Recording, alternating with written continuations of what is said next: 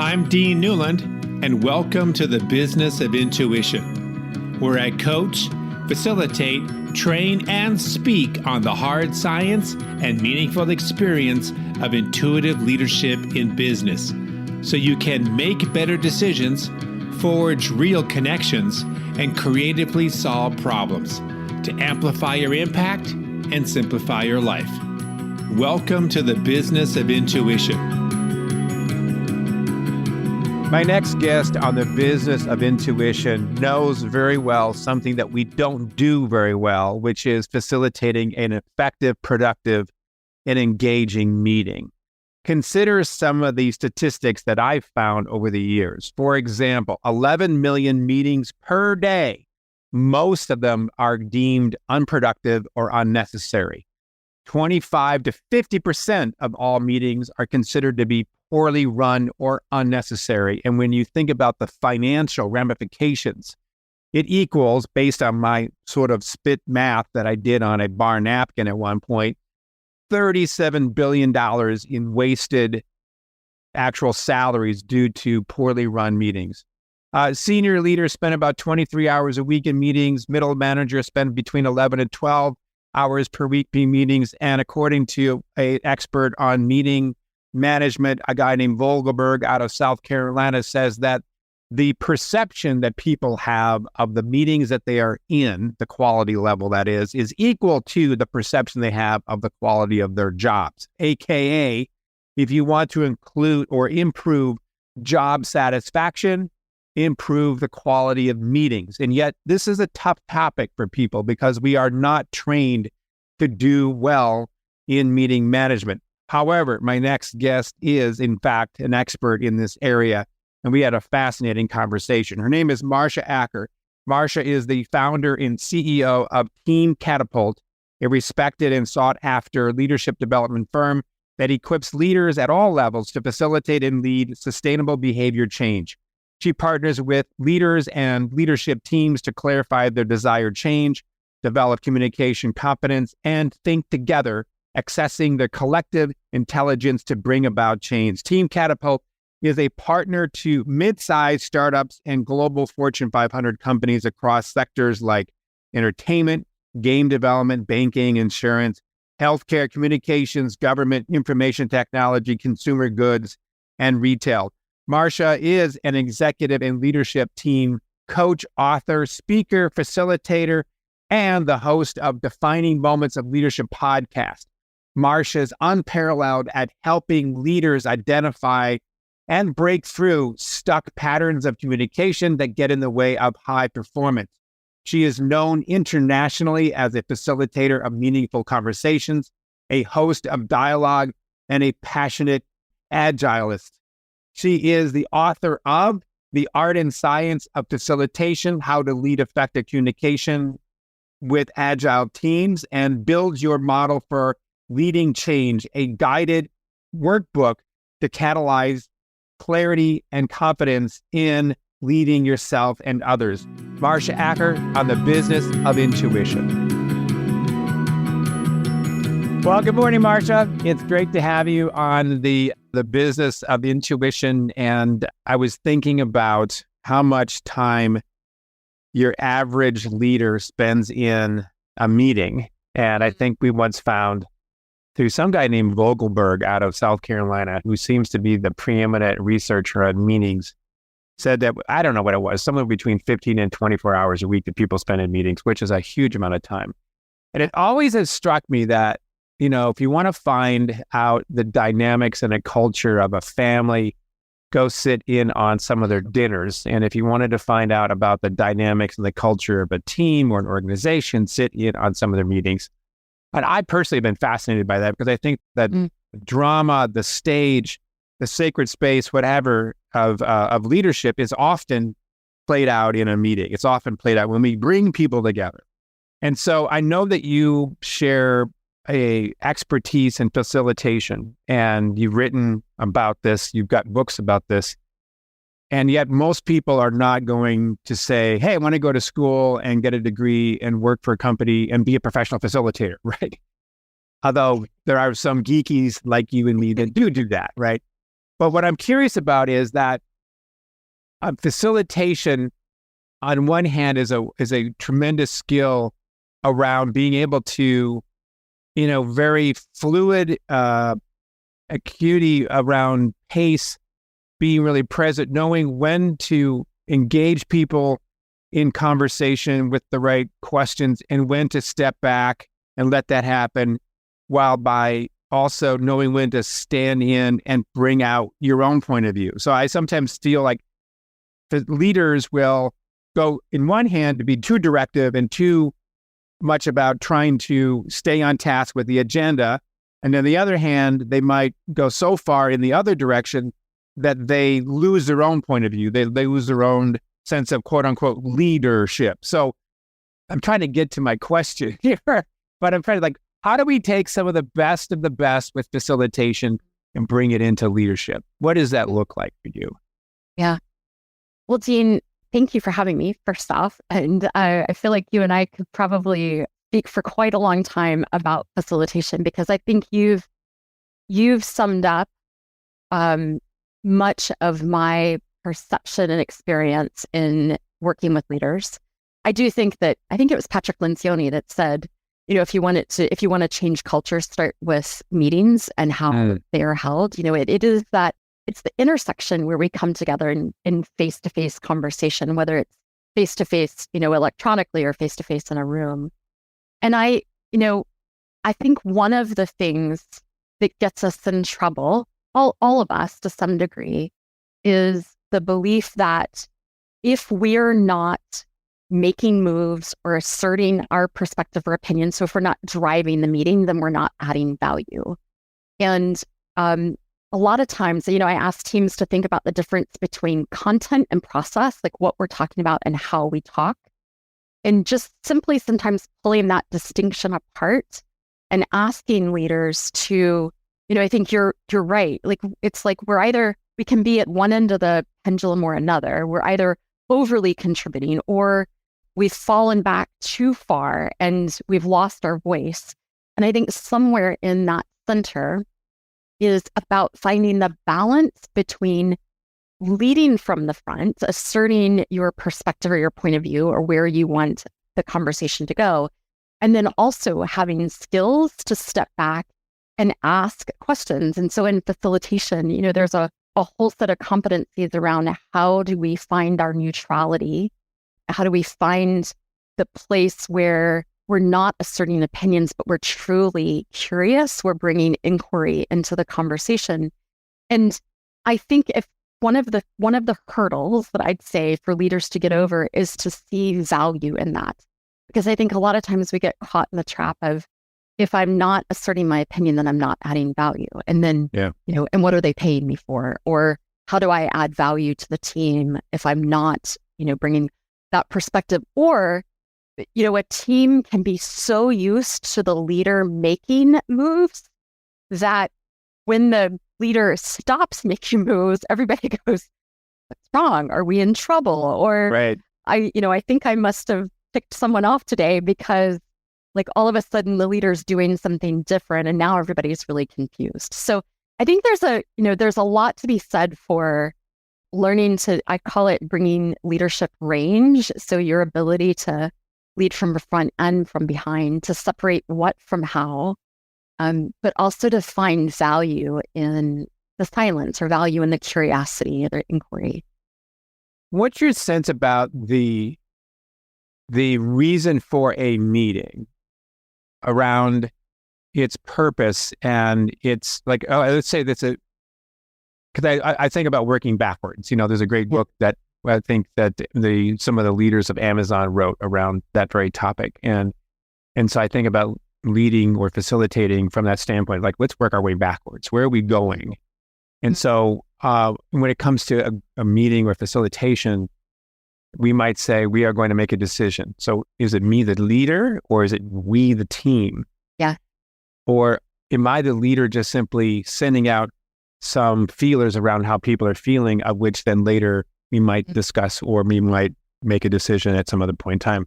I wonder, and I believe I should say, that the facilitation that you just described, that method, that process, can work whether or not the team makes the decision or the leader makes the decision. Your thoughts? I think this is one of the biggest challenges in meetings, period, is the clarity around purpose, number one. And then number two, how are we going to make the decision? So is it going to be the team or is it going to be the leader? I'd call that the difference between open system. I'm really looking for the team to collaborate and come to consensus. For closed system, leader's going to make the decision, the team's just going to make a recommendation.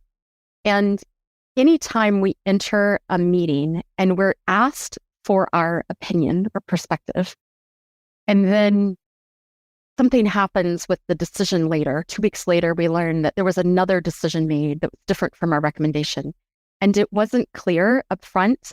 Now, all of a sudden, I, as a participant, I'm like, well, hey, hold on a second. That's not what we said 2 weeks ago.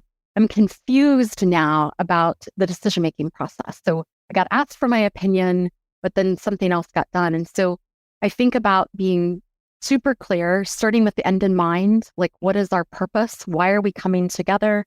Do we have a really clear purpose statement? Like our objective in this meeting is to make a recommendation about something or to make a decision or to come to consensus on something.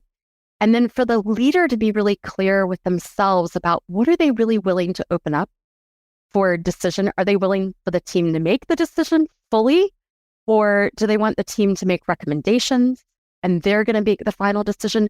All of which I think gets to be right. There's no, we'll all have individual preferences about which one of those we would prefer, but any of them get to be right. And the leader ultimately often gets to decide. But I think a lot of times leaders aren't clear. So they walk in, they say, hey, what do you think? And then they don't like what comes out. So they make the decision. And now all of a sudden people are feeling caught or duped in some way. Like, so the next time I show up for that meeting, I'm going to participate less.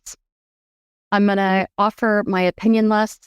I might be more silent. I think that's where a lot of times I hear conversations, particularly today, of people, nobody participates or they're silent when they come to a meeting. I think a lot of times it's because we're uncertain about what's being asked of us. Or that we've had a history of disappointment. To your point before, you asked me to participate. I did. It came to nothing. Yeah. So what's the point? What's the use? Your clarity comments are so right on. There's some book I was looking for, that yet another book. I mean, it's just out. I don't know where the heck it's called, but I think it's called Why We Gather. And it's essentially around that thought about, and I haven't gotten through the whole book because I don't read whole books. I skim, right? But the general idea is what you're saying, is that let's get clear. Why are we here? And there's a certain sort of magic and responsibility by bringing people together, and there's a certain sort of stewardship, I think, over that group, whether it's a 2 or 200. Yeah. But your point is so well taken. Like, what are we doing? Why are we here? What's my role? What is your role? If we can at least get the clarity there up front. And then what is our expectation as a result of this particular gathering? Where is this going to go? And I was just doing a facilitation in San Diego, a 2-day strategic planning session. Went fantastic. But I started off with, let's talk about not even what we're going to do here. Let's talk about how we're going to do it. And we found out that they were so understaffed and they had so many wonderful things going on that we had to start talking about the execution piece before we even knew what we were going to execute. Because we had to get people to believe that this was possible for anything to come out of this meeting, for it to really turn into something other than just a great experience. Yeah. So we had to spend some time talking about that. And then we got into the strategic planning process and the goals and roles and all the other stuff from that, because now we have a vessel to take that and move it beyond the meeting. Yeah. And I'm sure that you've had the same experience where you've had a fantastic facilitation and then it falls flat. Yeah. So any other sort of telltale signs of when like a meeting is going south, like, what should I be aware of? If I'm a leader, don't do this. I think there can be times where we start to talk past one another, where we might have different values, someone who values getting work done versus someone who values understanding the context or why something is important. And, when those things come up, we would call that a behavioral model clash. Like my value and the language that I'm using can't very well be heard by the other person. And so how can, as a facilitator, as a leader acting in that facilitative role, being able to pause and help those two individuals bridge some of those competing ideas, it'll be like the language, if you've ever heard it, will be, I think you both are saying similar things. Here's what I'm hearing from you, and here's what I'm hearing from the other person. But being able to bridge ideas together when people are talking past one another, I think is super important and happens frequently. Why do you do that? Because, I think so much of us, a lot of it for me comes down to communication. And, we've been talking so far about facilitating, and even in the example that you just gave, I think it's one of the things that's really helpful is it's about creating a container, a container that's going to hold our purpose and why we're coming together and how we're going to work together. But beyond the container, the other really important aspect of any meeting is, can we communicate with each other? And I have a belief around that. I think we believe that we communicate well simply because we do it all day, every day. And what I have found is that communication is its own competency to build, just like facilitation is its own competency to build. I think we often believe that everybody else sees the same reality that we see. So if I'm someone who wants to get things done and I'm talking with someone who really values understanding purpose, I can plow right over the other person because I think that they see the same thing I do. So why wouldn't they want to get things done? I think we have a really ingrained way of talking past one another, and having a way to be really aware of that in ourselves, both as a facilitator, but as leaders and participants, I think can be really helpful. It just helps to navigate different. That's a good point. So let's say I'm changing the subject slightly, but on the same topic to some degree. I'm a leader and I have a regular standing meeting with my team, and I don't prepare. It's just a constant Monday morning, 8 a.m. And what happens is that everybody goes around the table and talks about what's going on in their particular area, their department. Updates is essentially what we got. Okay, next person update. And I'm listening to all this as a leader, and I'm sort of like, once I hear all this update, I might make some sort of comments about what we need to do. I might also share where I think our focus should be, and we adjourn and we move on, right? Mm-hmm. And then the next week, we do the same thing over and over and over again. And that's just, we get into this sort of unconscious habit around how we do meetings. What would you say would be a better format? And how should the leader who is facilitating a meeting prepare? I love that, because I'm sure we all participate in those go around the room status updates. They're my least favorite meetings. I don't know about you. I have a principle that I work with, and I'm really focused on helping leaders find what's the highest and best use of their time.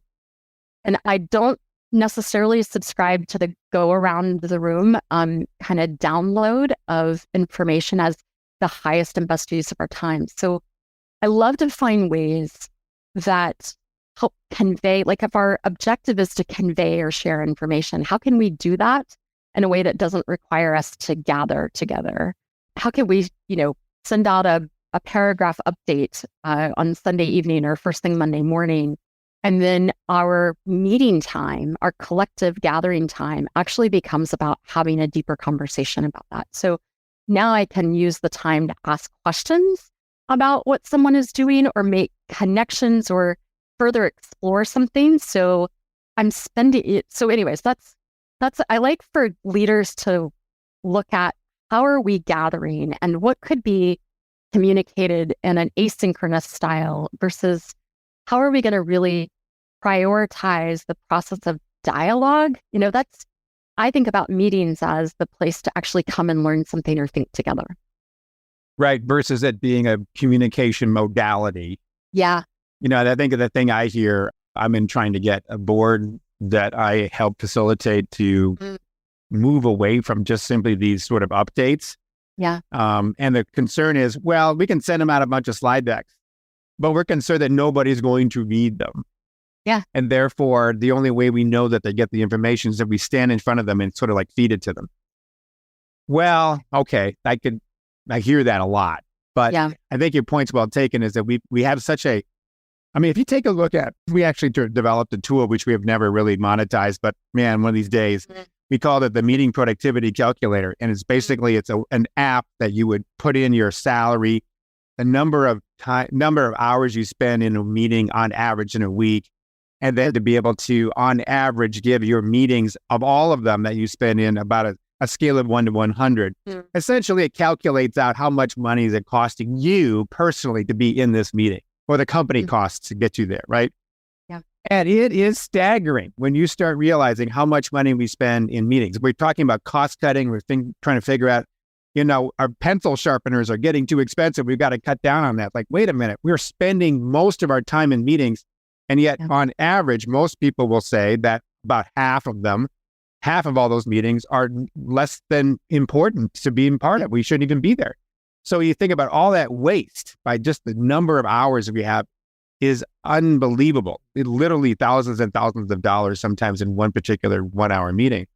So because we don't measure the quality of our meetings, we don't have a way to be able to measure we don't have a way of measuring if we can't measure the cost of a meeting, we don't have a way of measuring the way to getting it more improved. Like, if you want to get something improved, start measuring it is one way of putting that. We don't do that. So anyway, I guess my point is I totally agree with you on this. And I guess what other sort of things might the leader do? And I know you've got a concept, I think, called standing in the storm. Yeah. Describe that. And what does that mean and how do we do it? Yeah. Can I just want to make one comment because as you were talking about how do we measure meeting? Yeah. One thought for me would be to get a leader to ask their team as a way to measure, are we talking about the things that we need to be talking about? And was it an effective use of your time? So those are just, two questions that popped up for me. And I think they're really helpful pieces of feedback about, what are we talking about? And then on to your second question about standing in the storm. Yes.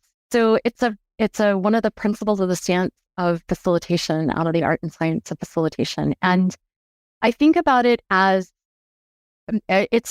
there is a belief that sits underneath of that, which is that we need to have disagreement. We need to have differing points of view in a conversation, not only for the conversation to be effective, but for us to get to new levels of thinking and new ways of thinking. And so there's a real value of hearing different voices, hearing different perspectives, and having debate or disagreement that's done in a really healthy way. Now, as a facilitator, early on in my facilitation, I wanted to make no space for that because it would have felt like the conversation was going off the rails, or if that had come in the room, if that level of conflict had come in the room, then what would I do with it? How do I work with it? And so that principle became another principle that's really a reminder for me and others about the goal as a facilitator is to stay with conflict. It is to stand in place. Like, I don't think groups naturally want to go through conflict. I think they want to avoid it, shut it down, take a coffee break, call for a timeout and come back later. And I think our task as facilitators is to help groups navigate conflict in a way that's productive so that on the other side of it is new thinking, deeper team safety, deeper team trust, and the ability to know that we can navigate that. And the leader or a facilitator or leader as facilitator is going to help us do it. Otherwise, when I have a different perspective or I see something different, I'm going to sit on it. I'm going to be quiet. And I think teams really need facilitators who can stand in the storm. Totally understand. Lencioni, I think, refers to that as mining for conflict in his book, Death by Meeting, another one of those wonderful books to check out. Yeah. I think that's really tough and it's really important. Like, it's so magical when you got somebody who can do that. We're talking a lot about leaders and facilitators, the person who's in front of the room who is orchestrating or being the shapeshifter of energy, and moving things forward or not. What's the role of the participant? How do they add their energy into a meeting that may not be well led, I should say, or well facilitated? I mean, damn it, I want to say the right thing. I want to engage in conflict. I'm all ready to go, but I got a leader who is not facilitating this meeting very well. Do I just shut up and put my hands under my butt and not do anything? How do I engage in a way that doesn't become career limiting, but can add some positive energy towards a result that we all want? Yeah. I think participants absolutely play a role in meeting facilitation. One, I actually love to see leaders pass off the role of facilitator to other members in the meeting, even at different points. So, if there's a place where I as a leader want to really clearly offer my opinion, I ask leaders to just sort of hand off the role of facilitation to someone else for a little while and then really clearly come in with your perspective or opinion. But if that hasn't happened and you're just participating, I think one of the ways participants can really shape the conversation is being curious, being able to ask questions or inquire more into what the leader's doing or what someone else is saying, or, and to use the phrase of mining for difference or mining for conflict, to pose a question, here's how I see it. I'm really looking for someone who sees it differently than I do. Those kinds of prompts do not have to be saved for a facilitator. We as participants can absolutely offer them.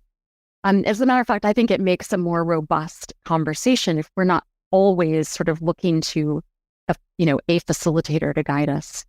But yeah, I think about asking questions. If you're not hearing difference, then prompt for it. Who sees it differently, or where might I have it wrong?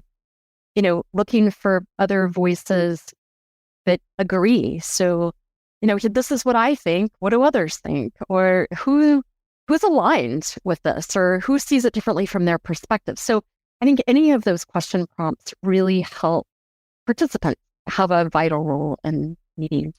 It's a great point. I also think you make me think about something else. It's hard to do sometimes, is to stay present.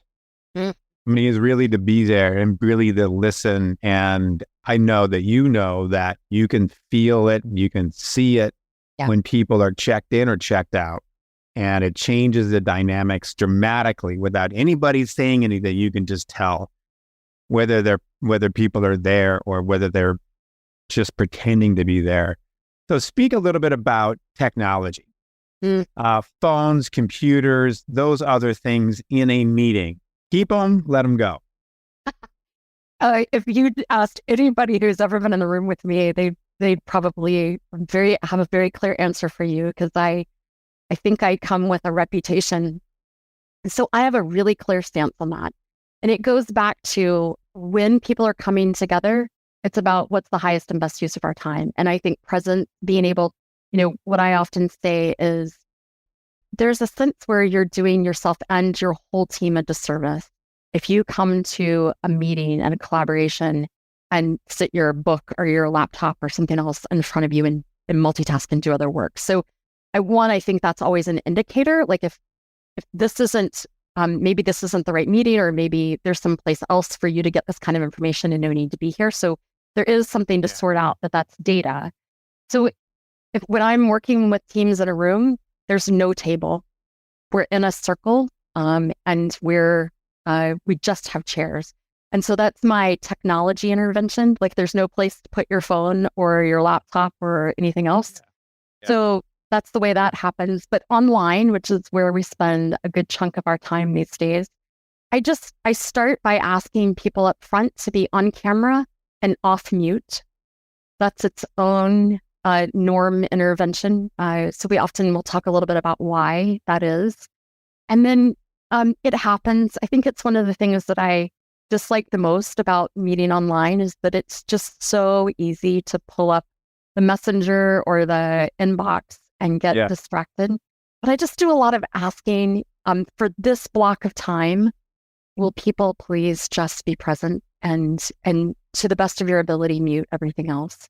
So we have it as a conversation. That's great. I think that there's obviously a trend moving more and more towards multitasking, using technology, the urgency addiction, the cell phone habits, all of those sort of things. It's hard to let go of that, and there's, I remember, God, years ago, it was probably 12, 15 years ago, I was in China, in Beijing, and we had some young leaders in the meeting, and they all were on the phones the entire time. And I went, I am going to get absolutely nothing done with this group if I can't get them off. And they were very polite, and they'll go, yes, of course, and they would go back to their phones. So we took a break, come back, I'd go upstairs to my room, and I bring back this little shoe caddy, these little wicker baskets to put your shoes. And so I went around the room and said, all right, I need your cell phone. And it was like I was asking them to give up their firstborn child. But we finally got them to be away from their phones, and we ended up having a pretty good meeting as a result of it. But there was a study I mentioned, and I tell people this, which is one reason why I totally believe in what you're saying, in that there was a study that said that when students are taking a test and their cell phone is within their peripheral vision and it's turned off, but it's still within something they can see, they on average get a whole letter grade lower than the students of equal intelligence than if their phones were not visibly in the peripheral. So there's just so much about empathy and presence and creativity and trust that I agree with you 100%. Say something about pace, because I'm very interested in the neuroscience around how people are able to stay engaged and stay immersed, if you will, in a conversation. And I had a guy on the podcast a while back named Paul J. Zach, and he was saying that the human brain gets tired after 20 minutes. And so you need to take more breaks and longer breaks just to sort of like reboot the brain. Yeah. Your thoughts on that? What do you do to help make that happen? Yeah. I do think that there's, I think about it both being a switch in language. So remember I was saying, there can be difference in the language of action versus the language of purpose and why. And so I think part of it is switching our languages. I also think part of it is switching our pace and our energy, and letting there be moments where it's really reflective and there's lots of, I don't get concerned about silence. I can create a lot of open space. And then I also think there are places where we need to pick up the pace and we need to talk faster, but that'll be more in the language of power and taking action and turning it into a different type of conversation. So I think we need variation in our conversation. I absolutely think, and I'm 100% in alignment with breaks. Like we will often give people both journaling breaks, so a chance to just take a journal and, for 5 minutes, just do some reflections on what's been, what's happening in the conversation right now, maybe what's happening for you. We do that as a way of letting people process. For those who are more internal processors, that can be helpful. And then, yes, the stand up and get fresh air. So yeah, we typically do that depending on what's happening in the conversation with a group, typically about every hour, an hour and a half. Yeah. What I've sometimes have done is not necessarily take a break after 20 minutes, but it might change the modality of the communication. So we got somebody in the front of the room, they're presenting out something. Okay, great. Now let's go into small breakout rooms or breakout groups to be able to talk about it. So now we got a new modality of communication so that the brain goes, oh, okay, we're kind of reset, But Marsha, this is great stuff. You were right. We could talk about this all day, and we should stay in touch for sure, because I think we're kindred spirits in this, and it's a fascinating topic. Tell us about how people can connect to you. Mention your books, anything that's coming up we should be following, and that sort of stuff. Yeah. The best way to connect to me is on LinkedIn. So Marsha Acker. Just let me know how you found me, and I usually respond within about 24 hours. books. So The Art and Science of Facilitation is a book that you and I have been talking a little bit about today, and the facilitation stance in that. And then just in February, I launched the Build Your Model for Leading Change. So it is a guided workbook on building your model for communication. So some of the things that you and I have been talking today about, different styles of communication, different operating systems, whether it's open or closed, really how to be clear about what's in your behavioral model, but then also how do you lead? So, you and I have talked about facilitative leadership. That's a way to lead, but it's one. And so I'm really an advocate of being really clear. I think most leaders can tell you what they do. Very few can tell you why they do it. And in that why is a lot of clarity and confidence. Not ego-driven clarity and confidence, but really clarity and confidence about how am I leading? How do I want to show up? And how do I believe change? So it's a guided workbook meant to sit alongside a personal journey. That sounds great. Yeah, both of those you can find at teamcatapult.com. Wonderful. Well, Marsha, thanks for your time. It's really a pleasure to get to know you and to learn from you, and just keep up the good work. I think that facilitation and obviously coming up with your own process for change is so right on right now. And you mentioned agility. That maybe can be a whole other topic we can get into at some other point. But, this idea about how do we remain agile at the same time be clear, Yep. and how we bring those two together. Yeah. Thanks. Fantastic. Thank you for listening to The Business of Intuition. If you enjoyed the show, please subscribe, rate, and review on Apple Podcasts, Google, Spotify, or wherever you get your podcasts.